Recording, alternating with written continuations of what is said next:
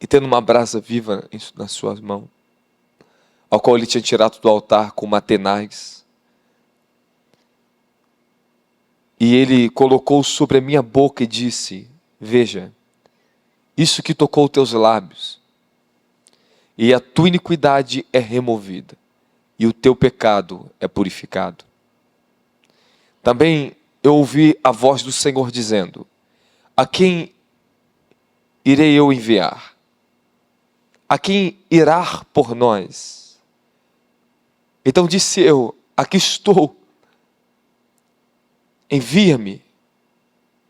Ele disse: vai, e diz a esse povo: ouvi a voz ouvi voz de fatos, porém não entendeis. Vede voz de fato, mas não compreendeis. Fazes o coração desse povo engordar, e faz com que os seus ouvidos sejam pesados. E feche os olhos deles, para que não aconteça que eles vejam com seus olhos e ouçam com seus ouvidos, e entendam com o seu coração, e convertam-se, e sejam curados. E disse eu, Senhor, até quando?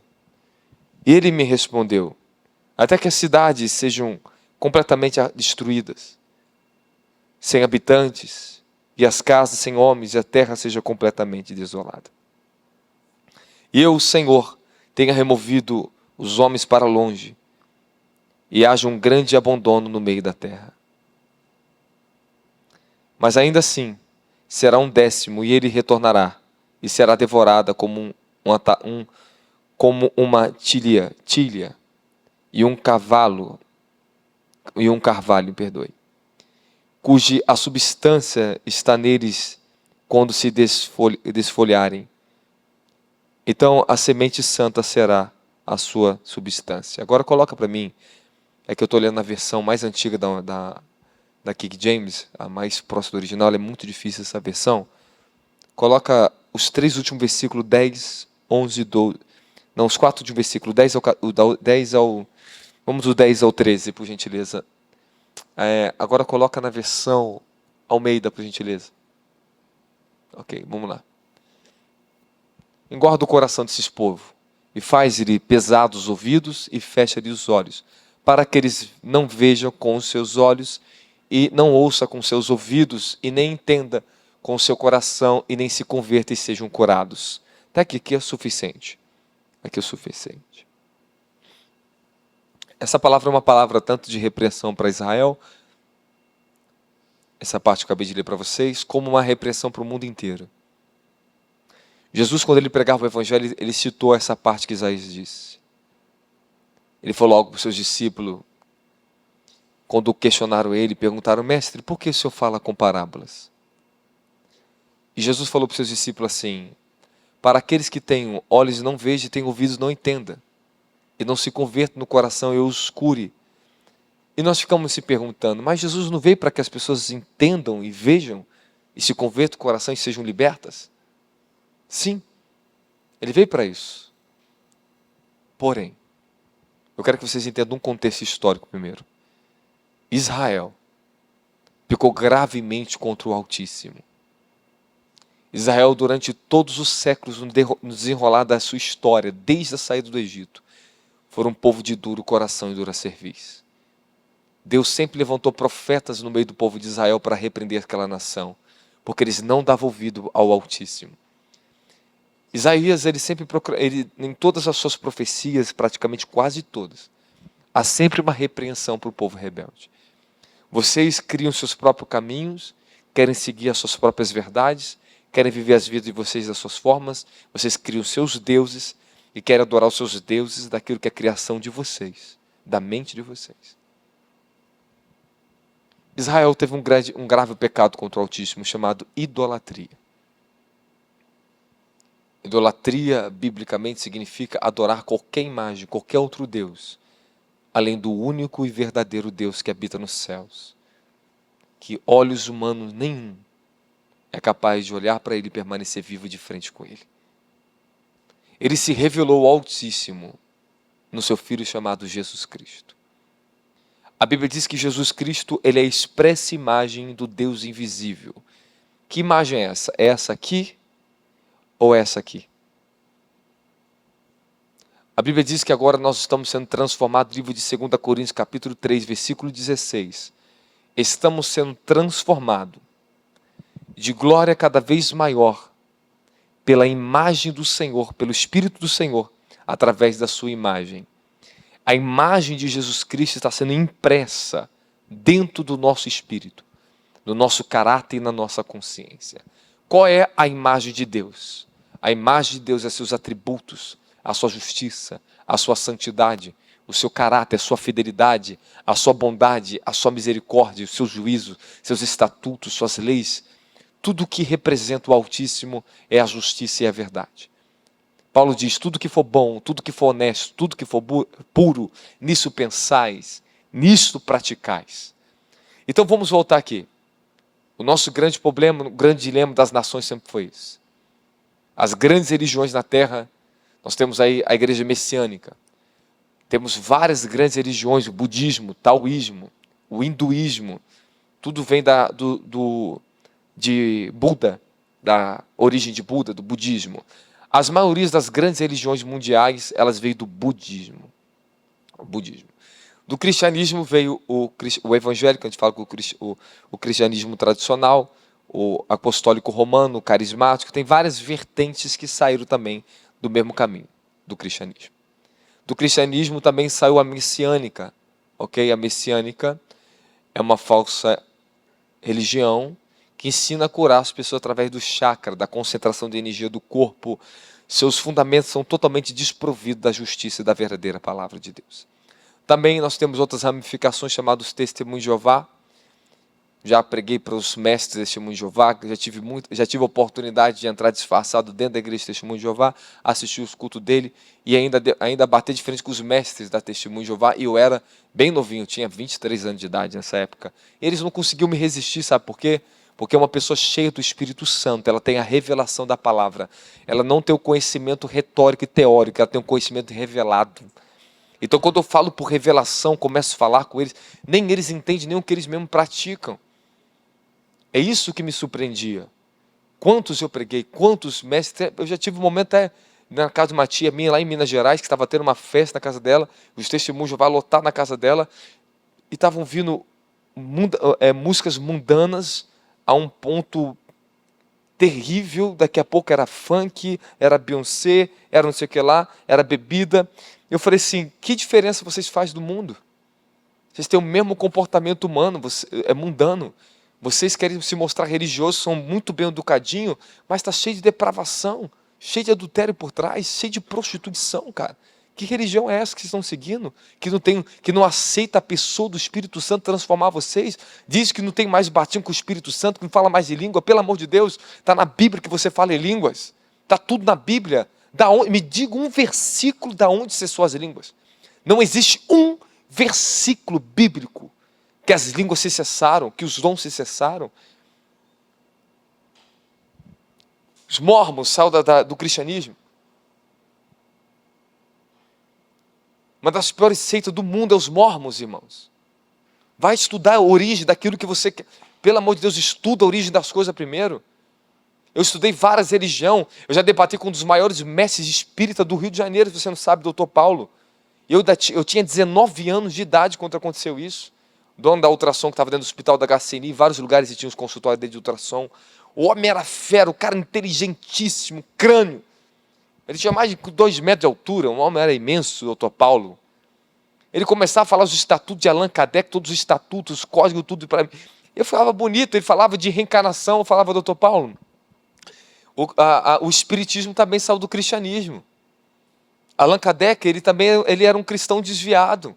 Ele pegou os fundamentos espíritas dentro da Bíblia, ele começou com a Bíblia, ele prega sobre Moisés, ele fala que Jesus é a reencarnação de Moisés. Errou, Jesus esteve de frente com Moisés, também lá no Monte da Transfiguração. Elias foi levado ao céu, quando ele foi falar para mim que Elias era Moisés, Moisés era Elias, Jesus era Moisés e Elias. Aí quando eu falei, então por que Moisés e Elias apareceu transfigurado no Monte da Transfiguração para Jesus pessoalmente? E Elias não morreu, ele foi para um corpo glorificado para o céu, depois ele aparece no Monte da Transfiguração. Falei, vocês têm que estudar um pouco mais a Bíblia, irmão. E a Bíblia não é um manual religioso, é o estatuto para as nações crer no caminho da eternidade. A Bíblia não é do crente, não é do católico, é do espírito macumbeiro. A Bíblia é para o mundo inteiro conhecer o caminho e o conselho de Deus para a humanidade. Paulo diz no livro de Romano que o mundo tem rejeitado o conselho de Deus por intermédio de Jesus Cristo para a salvação eterna das suas almas. O que é o evangelho se não poder vivo de Deus, irmão? Mas aí os homens levantam a barreira da inimizade. De onde eu estou tirando isso? Efésios capítulo 2, a Bíblia diz que a barreira da inimizade, o muro da inimizade foi derrubado. Provavelmente Paulo estava falando do muro antes existia, entre a divisão dos gentios e dos judeus na época de Roma. Quando Israel foi dominado e colonizado por Roma, levantaram um muro. Esse muro que dividia Jerusalém tinha uns pontos de divisão, que eu não sei, é mais ou menos até onde eu estudei, que sei um pouquinho dessa parte histórica. Esse muro dividia o povo gentil do povo judeu.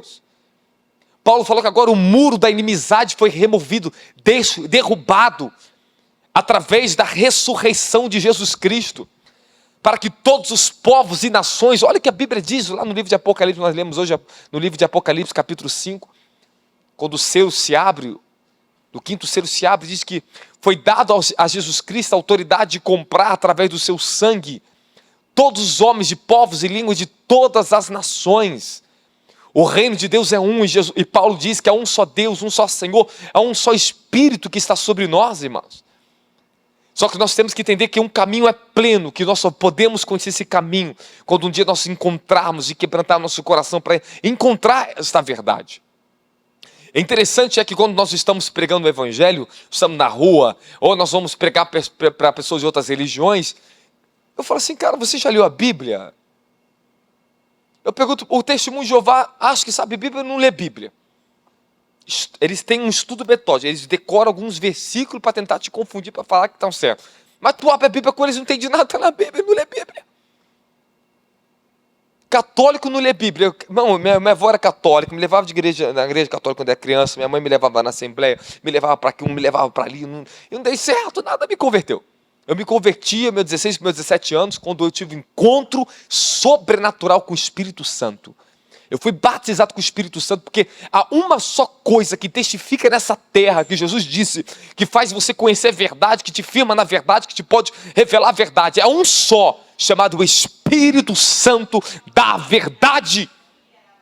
Jesus disse que era necessário que ele fosse levado aos céus, para que a promessa do Pai fosse derramada sobre a terra. O Espírito Santo que vem em Atos capítulo 2.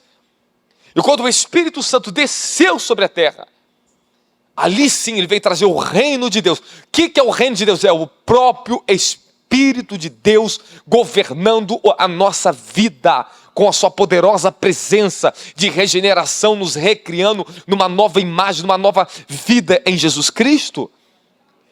Sabe, estão reduzindo Jesus Cristo somente um Jesus crucificado. Ele é mais do que crucificado, irmão, ele foi ressuscitado dentre os mortos. Nós estamos servindo a um Deus vivo e poderoso, segundo Paulo diz, para fazer infinitamente mais, além daquilo que nós possamos pedir ou pensar.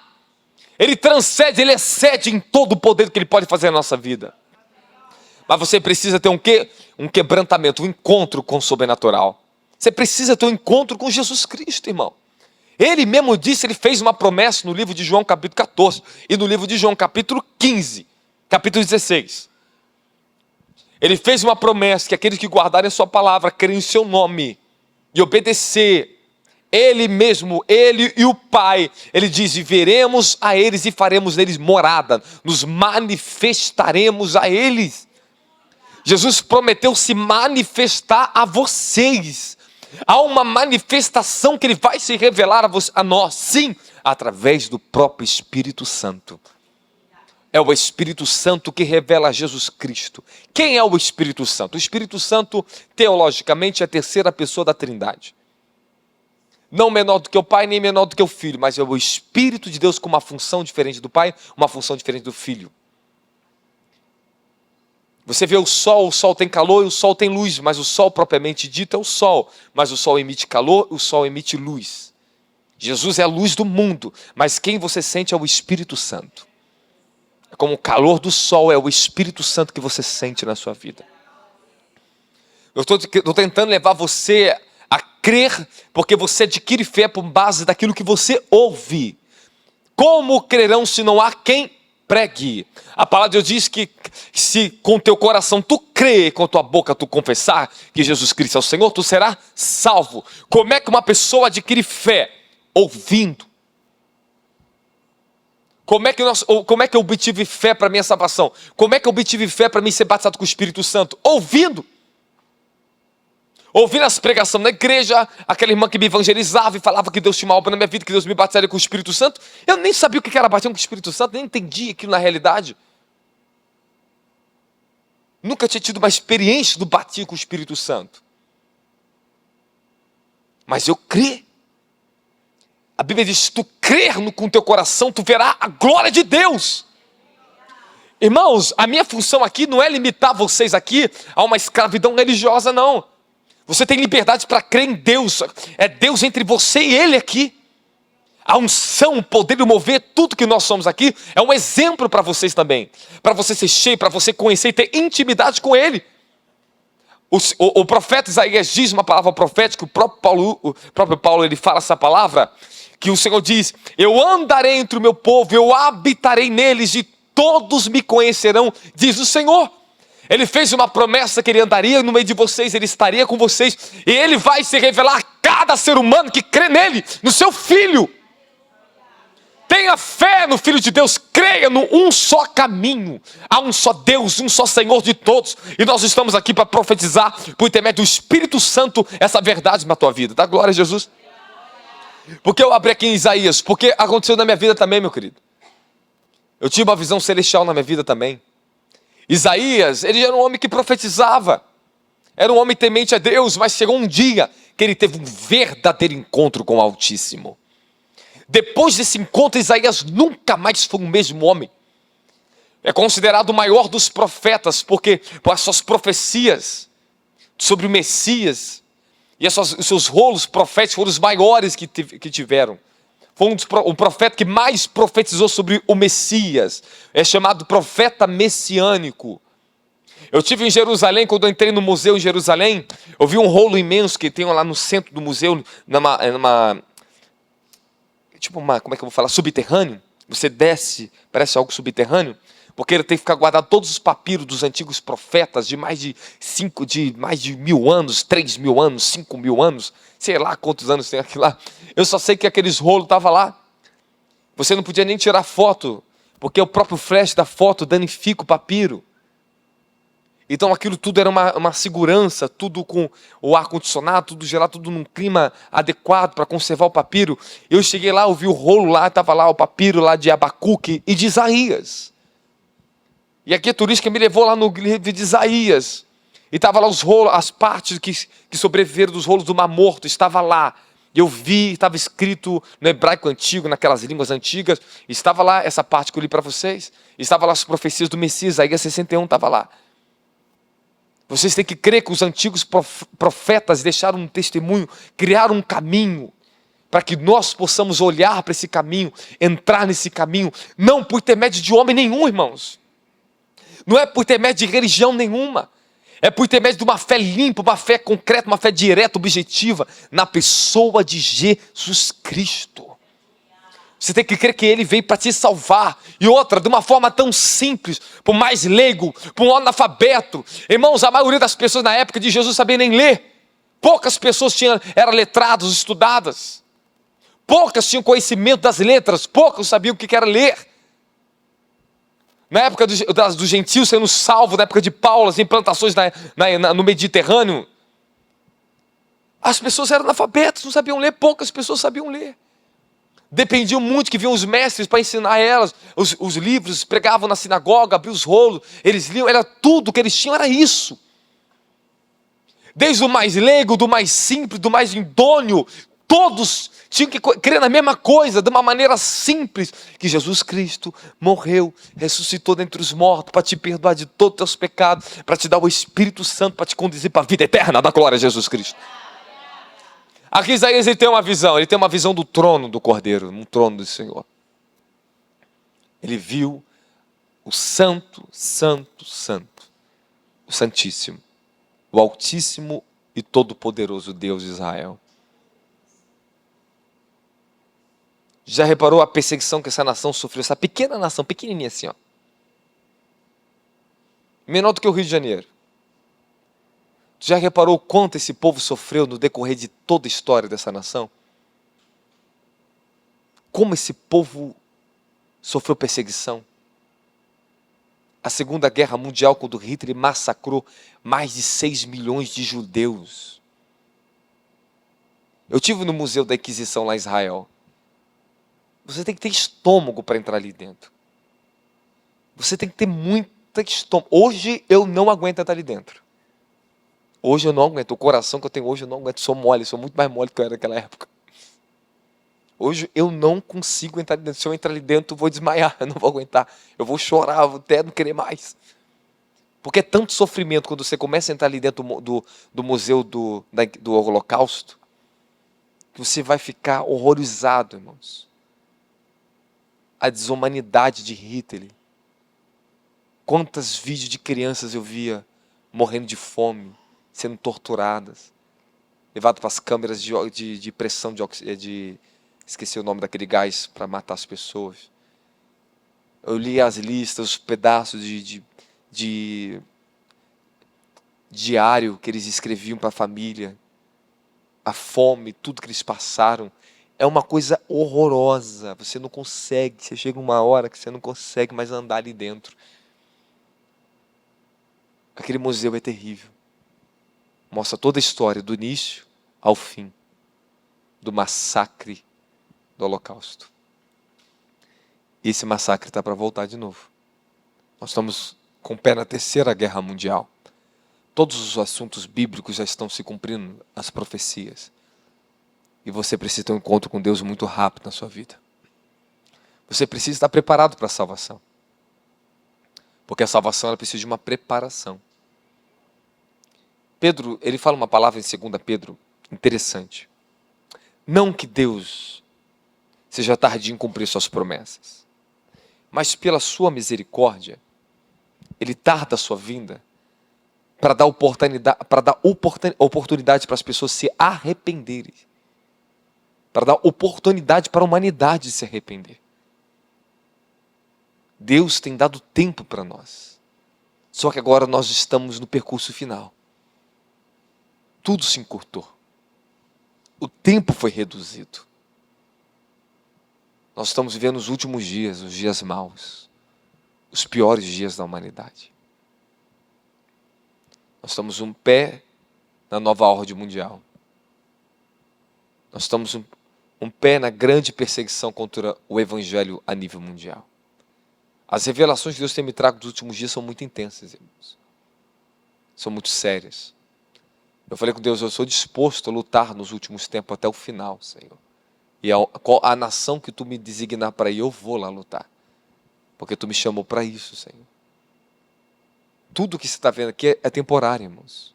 Tudo isso aqui vai passar. Tudo mudará. Tudo vai mudar. Esses últimos dias, o Senhor falou que vai fazer diferença entre quem serve e quem não serve, o livro de Malaquias. Ele promete que nos últimos tempos farei diferença entre quem serve e quem não serve, entre o justo e o ímpio. Nós estamos em um tempo de uma grande divisão na face da terra. O muro da inimizade está tão grande que as pessoas não conseguem mais ter comunhão uma com as outras. Eu vejo batista contra assembleano, assembleano contra batista, o presbiteriano contra o católico, católico contra o crente, isso aqui. É uma briga fora de sério. Por causa da ignorância. A ignorância tem destruído o homem. Eu acho para mim que os homens são refém da ignorância, são os que mais se destroem, aquele que é ignorante, que não quer abrir e conhecer a verdade. Irmãos, por tudo que eu conheço do meu Deus, eu estou sempre disposto a conhecer mais dele, sempre disposto a buscar mais dele. Isaías, ele teve um encontro com Deus, ele já era um profeta, irmãos. Você pode ser um crente, mas você precisa de um encontro com Deus. Você pode ser um cristão, você pode ser um católico, você pode ser, seja o que for que você for. Mas você precisa ter um encontro com Deus na sua vida. Você precisa salvar a sua alma. Você precisa ser cheio do Espírito Santo. Você precisa ter uma transformação de vida. Quando o Espírito Santo... Deixa eu contar meu testemunho para você, irmãos. Quando o Espírito Santo veio na minha vida, eu comecei a entrar nesse processo de transformação.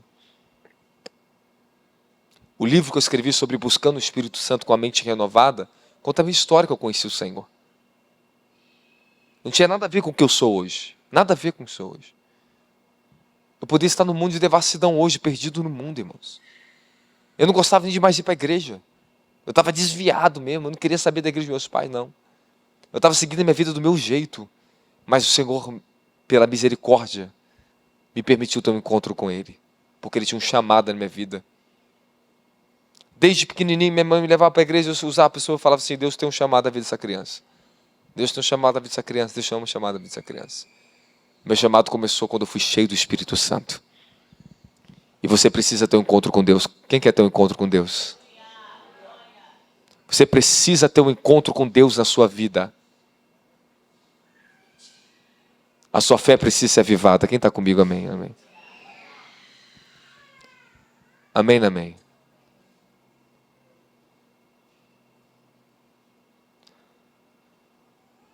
E eu vi o Senhor assentado sobre um trono, alto e exaltado.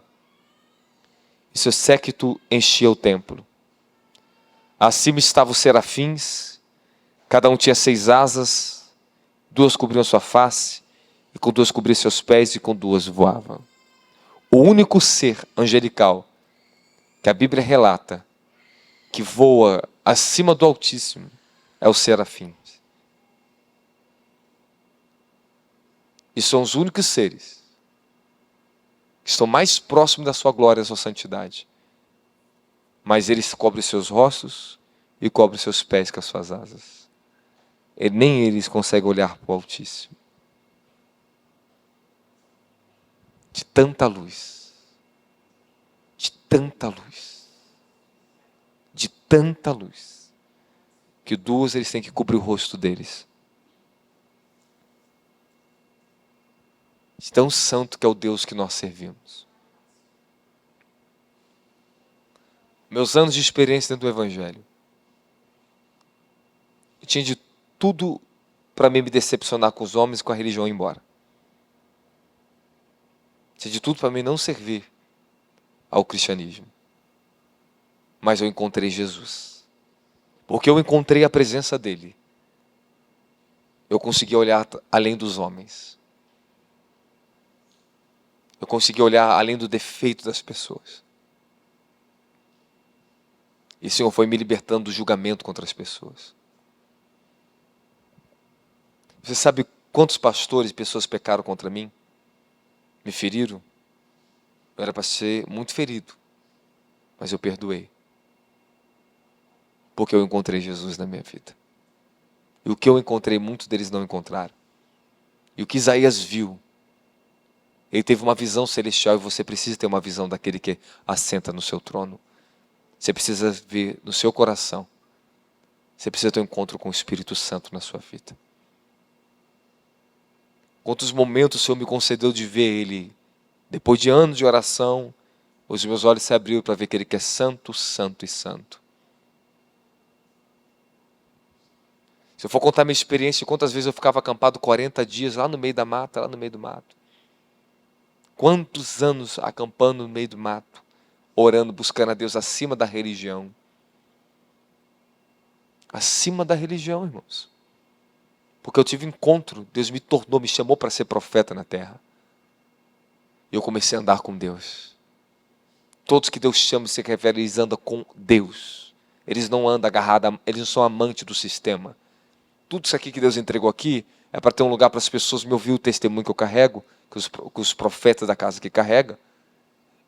É para ajudar vocês a serem libertos dos demônios, das forças do pecado, desse inferno, desse mundo. É para vocês encontrar Jesus, a sua presença aqui. Eu estou adorando aqui até agora, eu adorei, poxa, tantas horas passando. Irmãos, mas vocês não têm noção do que é isso.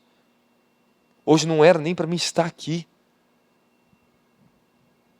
O Bispo Doug estava trabalhando comigo de tarde, a gente resolvendo coisas de empresa. Eu falei, eu não aguento, irmão.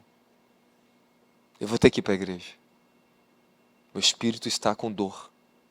Eu preciso ir lá ajudar o culto, eu preciso ir lá trabalhar para Jesus. Deixei minhas filhas em casa e vim para cá para trabalhar. Deixei as coisas, parei tudo. Falei, mãe, a gente resolve, vou lá. Eu vou servir o Senhor com todo o meu coração. Eu tenho uma condição comigo. Quando está no dia de culto, eu gosto de chegar aqui cedo.